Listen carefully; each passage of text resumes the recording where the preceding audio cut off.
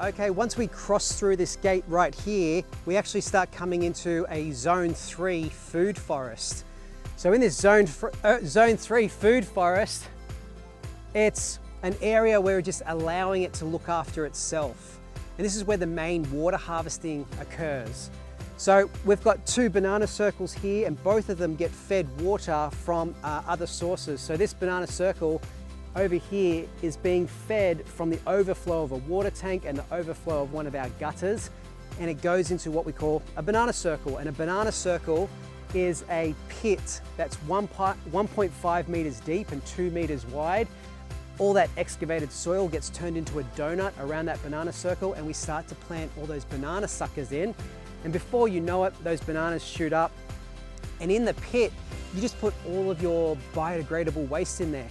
Any type of weeds, any type of trimmings and prunings, we just chuck them into the banana circle, and they'll end up starting to decompose, and the bananas will put their roots into that enormous compost pile, which is sometimes 6 to 8 feet high, and they'll start absorbing all those nutrients that are in the banana circle. Something that I like to tell people, kind of freaks them out a little bit, is that bananas are one of the only plants that can take straight urine.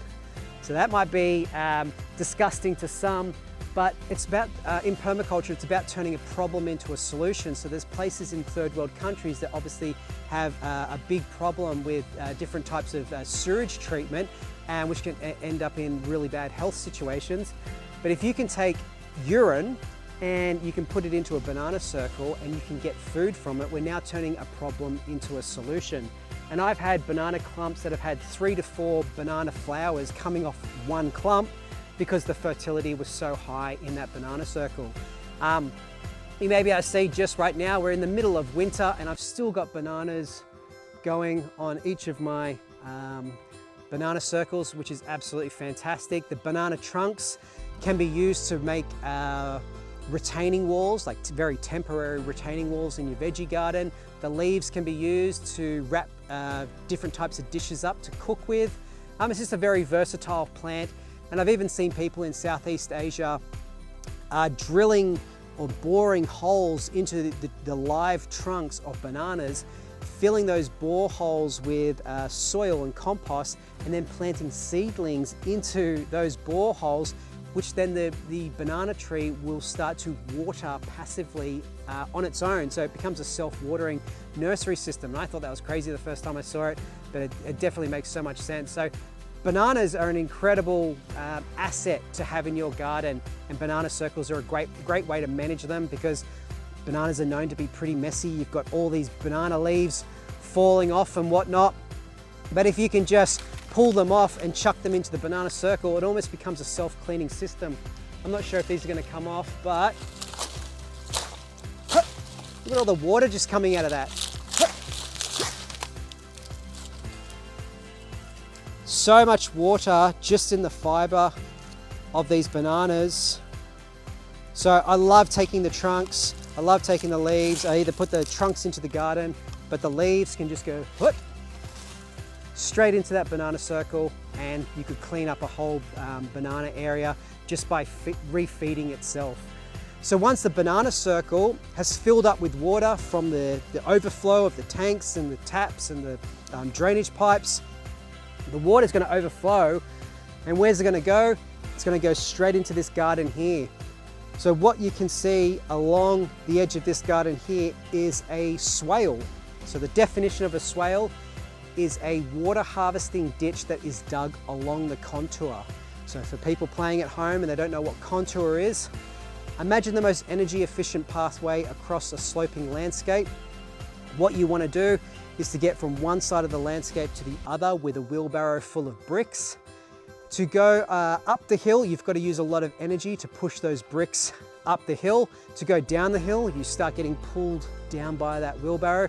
But there's an invisible line across that sloping landscape where you're neither going uphill nor downhill, you're actually following the contour. And so I use an A-frame with a plumb bob and a string.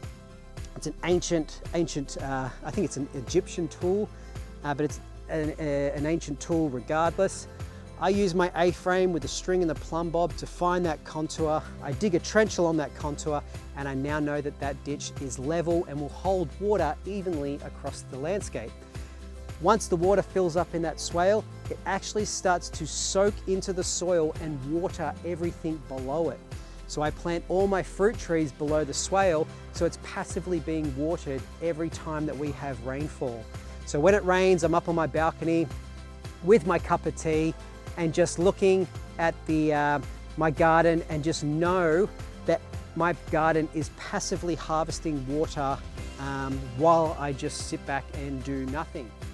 So people who don't have these passive water harvesting systems will often receive rain. A lot of that rain actually ends up running off the property and out into the V drain and then out into the creek, and ends up with a heavy rain flooding the nearby town. But if we can hold water in the landscape, every time that it rains, I hold water here for several days after, slowly soaking back into the earth. And I don't need to water this garden at all. I've never needed to water my food forest, and I have very similar practices when I'm out in my vegetable garden as well, which I'll show you in a minute.